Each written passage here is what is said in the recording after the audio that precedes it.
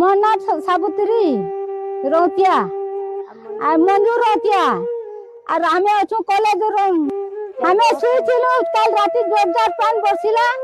ঘর ধসকি গলা।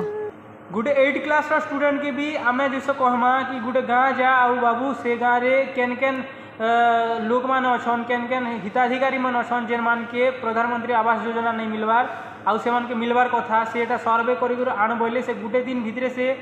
आराम से खोजिक बाहर आणबार किंतु आपण मान भावन जेन सरकारी कर्मचारी मन अच्छन जहाँके कि दायित्व दिया जाऊे जेन आमर प्रधानमंत्री आवास योजना चिन्हट करवा लगी जेन केन केन हिताधिकारी मन के मिलवार अच्छे आज पर्यंत से कर्मचारी माने बहुत गुड़ा जगह मन के एंता चिन्हट नहीं करवार आपण मान भावन जेन हिताधिकारी मन अच्छन जाके निहाती घर दरकार से मान के नहीं मिली करी जाके दरकार नहीं ना से मान के घर बनेबार इटा मन बहुत कम्प्लेन गाँव मान के बाहर हेसी तो ये जगह भूल कहाँ रोचे जेन सरकारी कर्मचारी मनकर भूल अच्छे कि जेन हिताधिकारी मनकर भूल अच्छे ना सरकार भूल अच्छे।